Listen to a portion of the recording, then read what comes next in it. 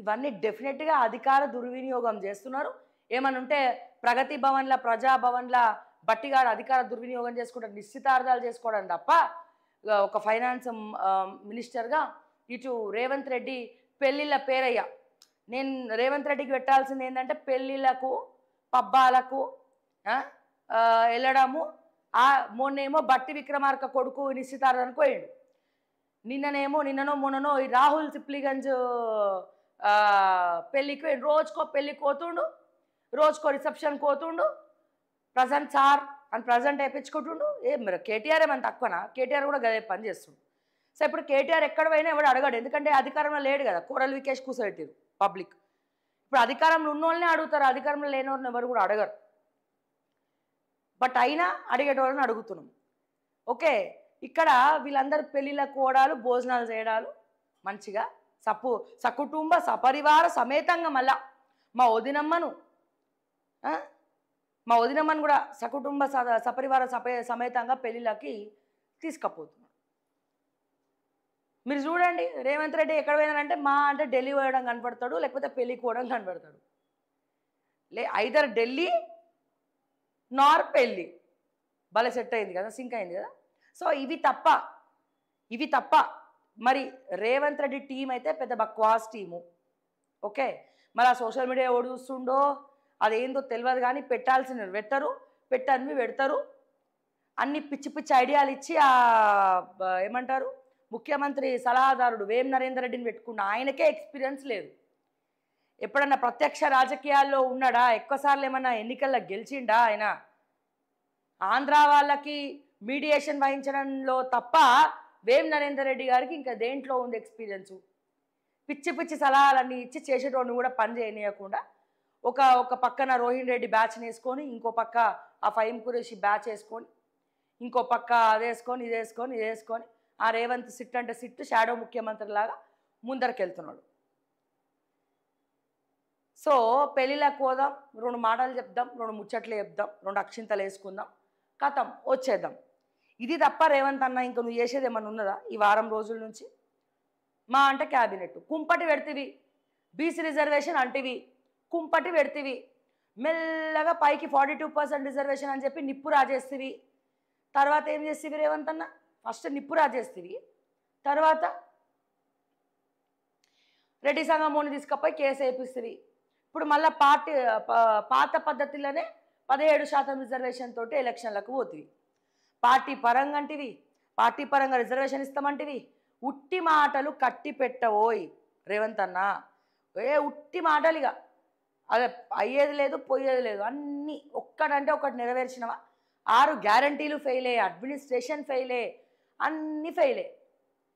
ఒక ముఖ్యమంత్రికి ఉప ముఖ్యమంత్రి వచ్చి కాడిచ్చి ప్రజాభవన్ నా కొడుకు నిశ్చితార్థం చేస్తున్నామంటే అధికార దుర్వినియోగం చేస్తున్నావు బట్టి విక్రమార్క గారు.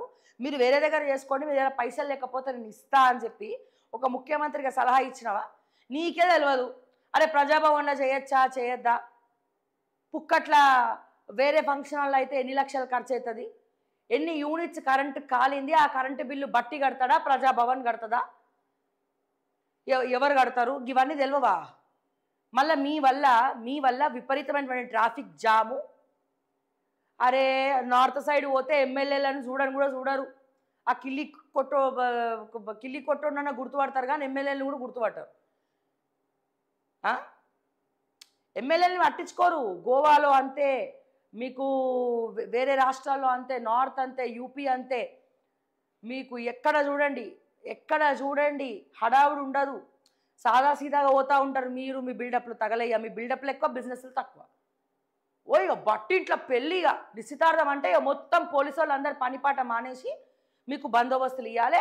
మా హైదరాబాద్ ప్రజలు మీరు ప్రజాభవన్ హైదరాబాద్ నడి బొడ్డు మీద చేసుకుంటుంటే మేము రోడ్డు ట్రాఫిక్ ముఖ్యమంత్రి వస్తున్నాను ఒకసారి, చిరంజీవి వస్తున్నాను ఇంకోసారి, మంత్రి కొండా సురేఖ వస్తున్నాను ఇంకోసారి, మంత్రి పూనం వస్తున్నాను ఇంకోసారి, ఆ దుద్దిల్ల శ్రీధర్బాబు వస్తున్నాను ఇంకోసారి, ఆ పోలీసు వాళ్ళు ఇట్లా అనుకుంటా ట్రాఫిక్ మొత్తం ఆపేసి ఎవడి మీద కేసు వేయాలి? ఇప్పుడు మేము ఎవరి మీద వేయాలి కేసు? ఇవన్నీ ఎవరు మాట్లాడు, ఫ్రీగా ప్రసారాలు ఇస్తారు. ఇక ఫ్రీగా ప్రసారాలు ఇస్తూ ఉంటారు.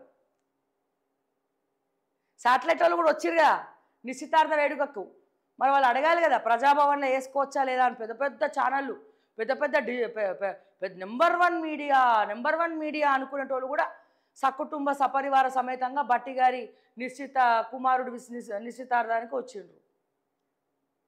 మంచిగా స్టైల్గా రెడీ అయ్యి మరి అడగాలి కదా, బట్టి సార్ ప్రజాభవన్లో వేసుకుంటున్నాం, ఇది ప్రజల సొమ్ము కదా, ఎవరి సొమ్ము ఎవడు ఖర్చు పెడుతుండు, అల్లుడు సొమ్ము అత్త సొమ్ము అల్లుడు దానం చేసినట్టు, మళ్ళీ కరెంటు బిల్ మేమే కట్టాలి కదా, మా గవర్నమెంటే కట్టాలి కదా అనేది ఏం లేదు. వాళ్ళు పిలిచిరు, భోజనాలు చేయాలి, బట్టి నిశ్చితార్థానికి వచ్చినాం, ఇగో ఒక సెల్ఫీ కిచ్ ఒక సెల్ఫీ దిగాలి, కథం సోషల్ మీడియాలో పెట్టాలి, కథం ఇక అయిపోయాయి. అంతేగాని ఏం లేదు అక్కడ. ఇప్పుడు కొడంగల్ల అట్లాగే రేవంత్ రెడ్డి గారి సొంత ఊర్లో రేవంత్ అన్న, మరి మీ సర్పంచుల సంగతి ఏంది, మీ కొడంగల్ సంగతి ఏంది, అక్కడ కూడా ముందే భయానికి ఏకగ్రీవం చేసుకుంటారా, లేకపోతే ఎన్నికలకు పోతారా, మరి ఏం జరుగుతుంది? కొడంగల్లో నాగిరెడ్డిపల్లి ఏదో రెడ్డిపల్లి ఉన్నది కదా, మరి అక్కడ ఎవరు గెలుస్తారు, ఏం కథ? పంచాయతీ ఎన్నడైనా గ్రౌండ్లు ఉన్నావాను, తిరిగినవాను, ప్రజల మధ్యలో దాక్కుంటున్నావు, ప్రజలకి దూరంగా దాక్కుంటున్నావు. మళ్ళా రేవంత్ అన్న పులి సింహము అంటారు. ఎలకనన్నా అప్పుడప్పుడు బయటికి వచ్చి మళ్ళీ పోయి దాక్కుంటుంది. ఎలకనన్నా అప్పుడప్పుడు బయటికి వచ్చి లోపల పోయి దాక్కుంటుంది. బట్ అంతకన్నా దారుణం ఉన్నది కదా, అట్లీస్ట్ అప్పుడప్పుడు గ్రౌండ్లో కూడా వచ్చేటట్లేవు కదా. నువ్వు గ్రౌండ్లోకి వస్తే ఎవరైనా రాళ్ళు సురుతారేమో, లేకపోతే ఇంకేమైనా చేస్తారేమో అని భయమా? మరి ప్రజలంటే ఇష్టం లేదా, లేకపోతే కేసీఆర్ని చూసి నేను కూడా గిట్లనే ఉంటా అని చెప్పి ఫాలో అవుతుండ్రా అనేది అర్థం కానటువంటి పరిస్థితి. ఇవన్నీ ప్రశ్నించద్దు, ఇవన్నీ మాట్లాడద్దు. మాట్లాడితే సోషల్ మీడియాలో ఉన్న వాళ్ళంతా పురుగులు, చీడ పురుగులు. మేం గెలవనికి పనికొచ్చే సోషల్ మీడియా మమ్మల్ని ప్రశ్నించడానికి పనికిరాదు. సోకాల్డ్ పక్కన నీ రెడ్డిలను పెట్టుకొని మేపుతున్నావు కదా నీ సోషల్ మీడియా టీను, ఒక్కడికి బుర్రలా గుజ్జులేదు. అలా ఏం చేస్తారో వాళ్ళకే తెలియదు. ఆ ఊరికి ఈ ఊరు ఎంత దూరమో ఈ ఊరికి ఆ ఊరు అంతే దూరం. రేవంత్ రెడ్డి గారు, ముఖ్యమంత్రి గారు